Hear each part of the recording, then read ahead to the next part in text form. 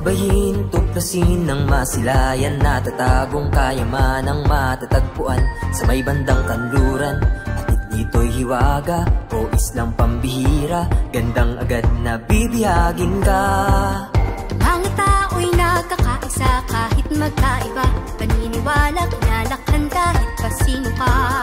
Makikitang pagkakaiba ay di mahalaga, nasa puso ang sining kultura, musika at mahika.